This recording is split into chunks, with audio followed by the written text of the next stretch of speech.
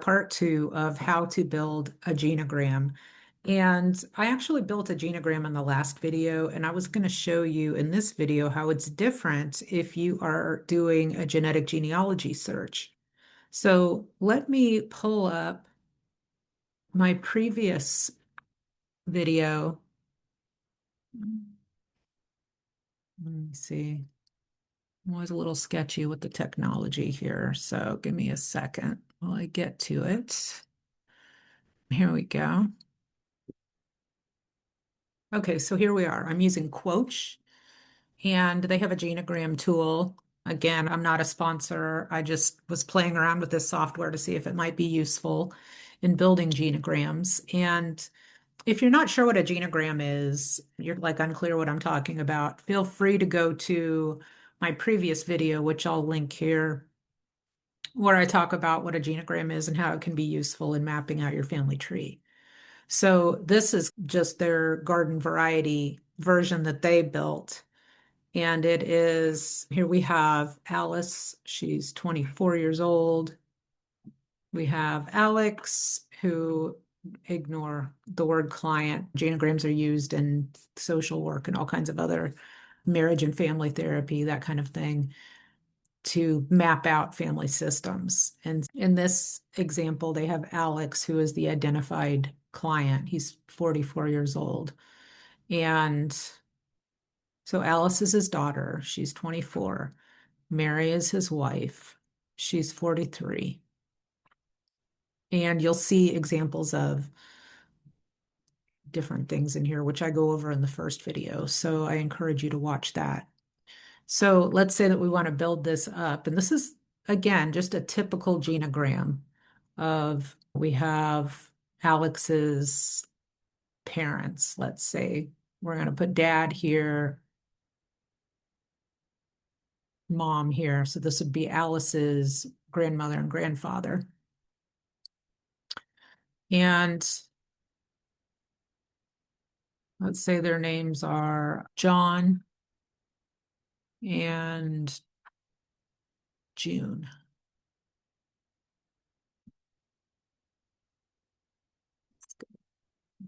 Okay. June. So we have John and June. And, oops, I'm sorry. What did I do with it? There it is. I know it can be very frustrating to watch. When I go back and watch these, I am so frustrated watching them because this software jumps around and I'm trying to record it and the whole 9 yards. So it jumps around a lot, and I apologize for that. But we have John and June, and we're going to say that they are married. Let's see. So as we discussed in the last video, maybe they're not even married. Maybe they just had a kid together. It doesn't necessarily have to mean that they are married. But, and as you can see, it's pretty inclusive, which is good. However, I am trying to find this symbol. Where can I find it for them?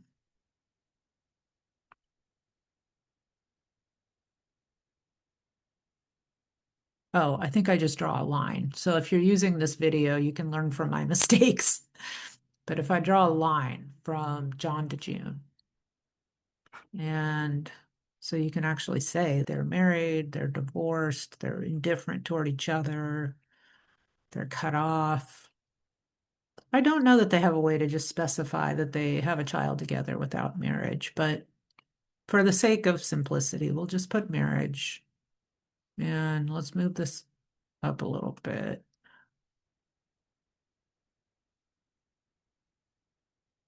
Actually, maybe we'll move that down because that seems easier. Okay, so we're going to move this whole thing down a little bit. And then Alex is the child of John and June. So now we have Alice. Her parents are Alex and Mary. Alex's parents are John and June. And then We could go even further up, right? We could say, here's John's parents. And for all these people, it's pretty obvious. We're going to say, we know information about John. He's 78 years old. He's a retired shoe salesman. He lives in Texas. He on and on. Alex, same thing. We could say Alex lives here. Here's what he does. If somebody's deceased in the family, you know the family history of what that person did with their lives. And again, I implore you to go back to the first video, part one, where I talk about building a genogram in general. But what I wanted to do in this video was highlight the difference. So let's say we have several generations up. So I'm going to compare this kind of genogram where we have all the different people and we can use the different patterns in their family. Like for Alice here, this square down here represents, let me see, a health concern. And so maybe there's these different patterns in the family. Doesn't say what the health concern is, but we could specify it. Let's say that it's diabetes. Okay. So we'll say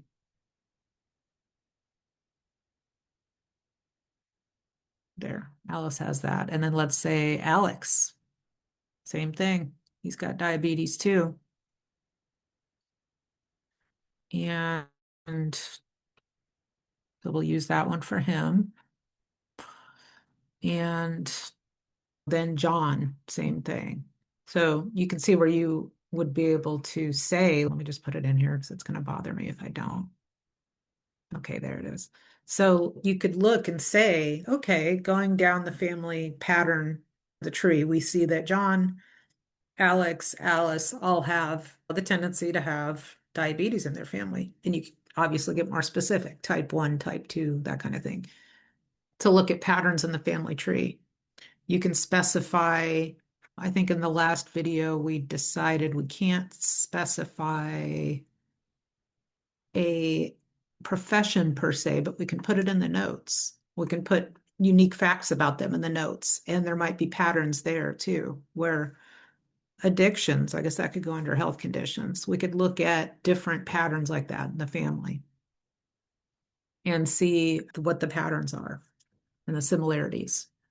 So contrast that to doing a DNA search. So why would somebody do a DNA search? Maybe they are adopted. Maybe they are completely from a closed adoption. They know nothing about their birth parents, their history, anything like that.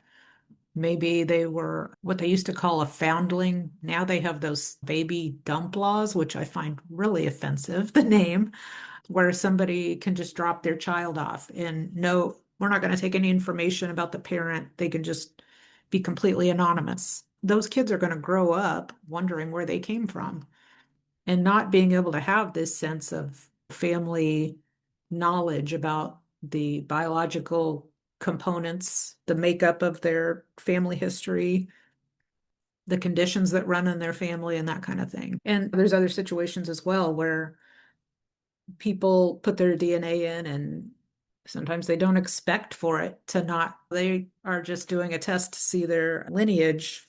So it's a surprise. We're going to see if you had any Native American ancestry and you found out that your biological father wasn't really your father or whatever the situation is. So those people might be looking at a genogram that looks more like this, where this is just a blown up example of really of this one,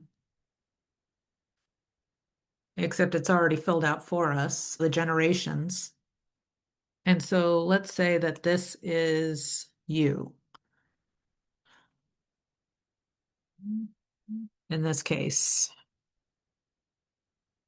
And I won't belabor the point of putting a bunch of information in there, but let's say that this is your history. So you put in your test And all you've got is, hold on, I'm going to see if I can get rid of that window. There we go, so you can see it a little more clearly. There we go. Put me down there. So you've got father's side over here and mother's side over here. And so here's your paternal side of your family on the left, and here's the maternal side. And depending on what you know, maybe one side of the family, depending on your situation, maybe one side of the family looks like this, where you've got the patterns all spelled out and you can see who's who. So let's say on your father's side, it's filled out, but on your mother's side, you don't know who your biological mother is. So you've got just a complete blank on information about her parents, your grandparents, information about generations going up. And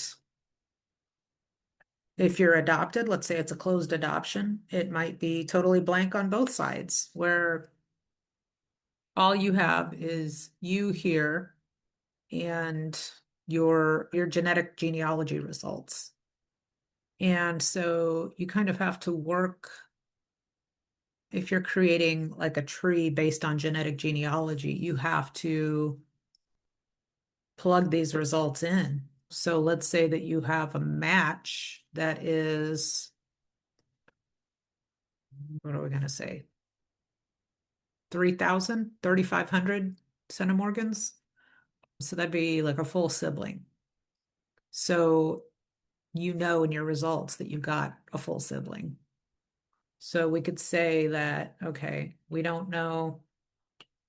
We'll kind of go to the old unknown because maybe their username is something ambiguous and we just don't know, but we know that there's a full sibling match. And is there a way to put it in here? Same set of parents going up. But that's all we know. And then I guess we could specify it as that again. In our notes, we could say 3,500 centimorgan match. So you see what I'm doing here. Then you might say, okay, I've got this other match who is, let's say, 1,600 centimorgans. Well, then we run into some problems because if we go to DNApainter.com, and I'm going to go to the shared match tool, you can see that 3,500, oh, sorry, yeah, 3,500 is full parent or child. So this match over here that is a full sibling,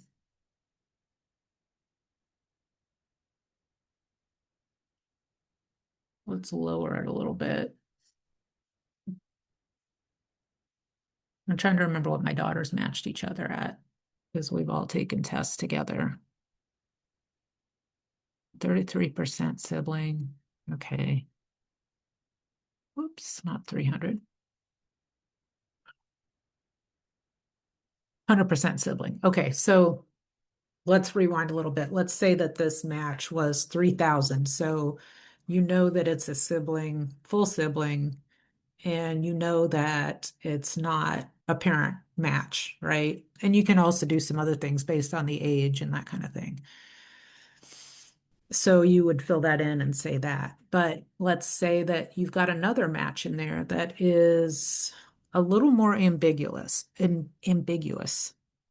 I always use my own mystery match of 1537. That could be a lot of different things, right? According to DNA Painter, it could be my grandparent, my aunt or uncle, my half sibling, niece or nephew, or grandchild. And you might be able to narrow this down a little bit based on the gender. So obviously, if it's a man, then you're going to know that it's not your aunt, right? And you can say by age, okay, I know that this person is about my age, like in my case with my mystery match. And so that would be probably more likely a half sibling. I know it's not a grandparent or grandchild. Could possibly be an aunt or uncle, depending on how the family is structured. More information is needed, which I can help you narrow down. But for the sake of doing this, it would be hard to say with certainty unless you factor in other things. Whether is this my niece, nephew, half sibling, or a double cousin, which they don't address in DNA Painter. So, as you can see, it's done by narrowing down matches. But the problem is sometimes the matches are very ambiguous and they leave a lot of room for multiple possibilities. Here's another example, too. Let's move up and say that somebody is, let's say it's a really low match. Let's say 300. You can see here that there's all kinds of possibilities.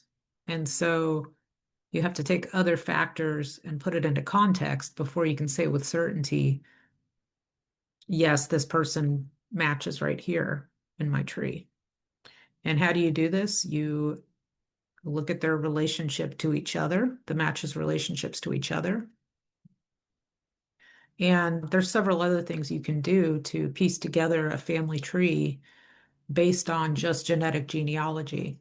Now, I know it seems difficult. It seems, when you look at it like just from this tree, it looks like daunting sometimes to think of being able to fill out an entire tree based on just your DNA results. But that's where I come in.